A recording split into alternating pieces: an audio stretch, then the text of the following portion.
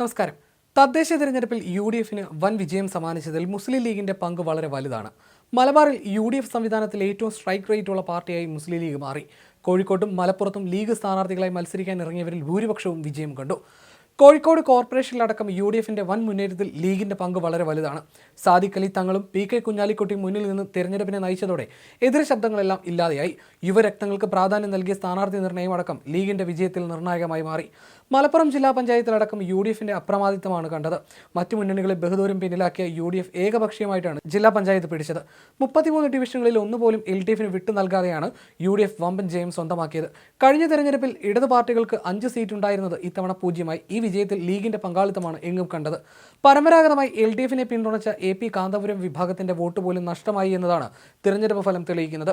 വഴിക്കടവ്, ആദവനാട്, എടപ്പാൾ, ചങ്ങരംകുളം, മാറഞ്ചേരി ഡിവിഷനുകളിൽ നിന്നായിരുന്നു നേരത്തെ ജില്ലാ പഞ്ചായത്തിൽ ഇടതു പ്രതിനിധികളുണ്ടായിരുന്നത്. എന്നാൽ ഇത്തവണ സംസ്ഥാന സർക്കാരിനോടുള്ള ഭരണവിരുദ്ധ വികാരത്തെ തുടർന്ന് വലിയ ഭൂരിപക്ഷത്തിലാണ് ഇവിടങ്ങളിൽ നിന്ന് യു.ഡി.എഫ് സ്ഥാനാർത്ഥികൾ വിജയിച്ചത്. ബ്ലോക്ക് പഞ്ചായത്തുകളിൽ പൊന്നാനി ഒഴികെയുള്ള 14 യു.ഡി.എഫ് വെന്നിക്കൊടി പാറിച്ചു.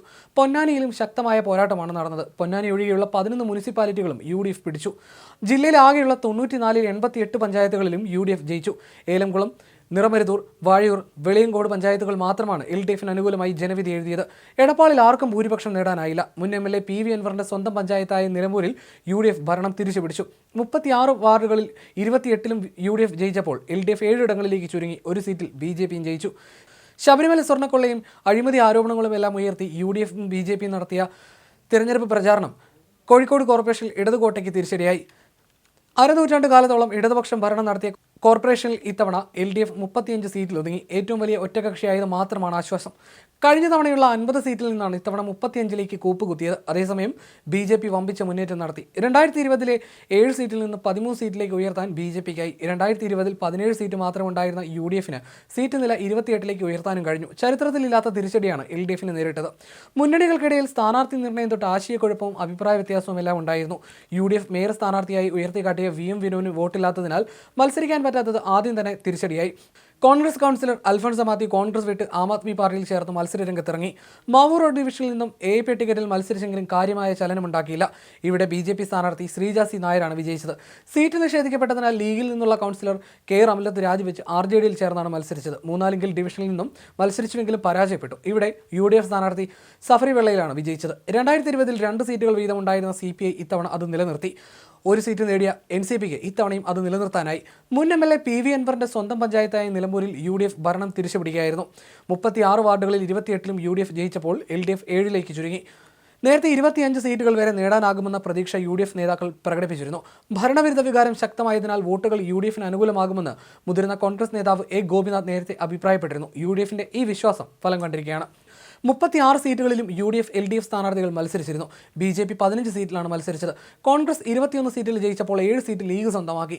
എൽ.ഡി.എഫിൽ CPM 5 സീറ്റും CPI, കേരള കോൺഗ്രസ് എന്നിവർ ഓരോ സീറ്റ് വീതവും നേടി. അൻവറിന്റെ നേതൃത്വത്തിൽ 5 ഇടങ്ങളിൽ തൃണമൂൽ കോൺഗ്രസ് സ്ഥാനാർത്ഥികൾ മത്സരിച്ചെങ്കിലും എല്ലാവരും പരാജയപ്പെട്ടു.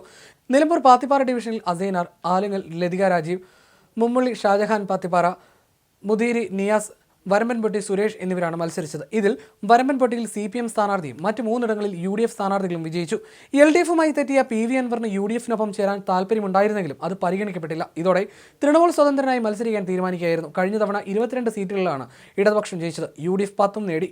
ചരിത്രത്തിൽ ആദ്യമായിട്ടാണ് 2020-ൽ ബി.ജെ.പി നിലമ്പൂരിൽ ഒരു സീറ്റ് നേടുന്നത്. അത് ഇത്തവണ നിലനിർത്താനും അവർക്ക് സാധിച്ചു. KT ജലീൽ എം.എൽ.എയുടെ മണ്ഡലമായ തവനൂരിലെ 7 പഞ്ചായത്തുകളിലും ഇടതിന് കാലിടറി. 2020-ൽ നിയമസഭാ മണ്ഡല പരിധിയിൽ 3 പഞ്ചായത്തുകൾ ഭരിച്ചിരുന്ന യു.ഡി.എഫ് ഇത്തവണ 4 ഇടത്തെ ഭരണം കൂടി പിടിച്ചെടുക്കുകയായിരുന്നു. തവനൂർ, എടപ്പാൾ, തൃപ്രങ്ങോട്, പുറത്തൂർ പഞ്ചായത്തുകളാണ് എൽ.ഡി.എഫിൽ നിന്നും പിടിച്ചെടുത്തത്. കാലടി, മംഗലം, വട്ടക്കുളം പഞ്ചായത്തുകൾ നിലനിർത്തുകയും ചെയ്തു. കഴിഞ്ഞ ലോക്സഭാ തെരഞ്ഞെടുപ്പിൽ തവനൂർ മണ്ഡലത്തിൽ മുസ്ലിം ലീഗിലെ അബ്ദുസമദ് സമദാനി വൻ നേട്ടം കൈവരിച്ചിരുന്നു. എൽ.ഡി.എഫിന് കിട്ടിയതിനേക്കാൾ 18,101 വോട്ടാണ് നേടിയത്. 2021-ലെ നിയമസഭാ തെരഞ്ഞെടുപ്പിൽ KT ജലീൽ 2,564 വോട്ടിന്റെ ഭൂരിപക്ഷം നേടിയ മണ്ഡലമാണിത്.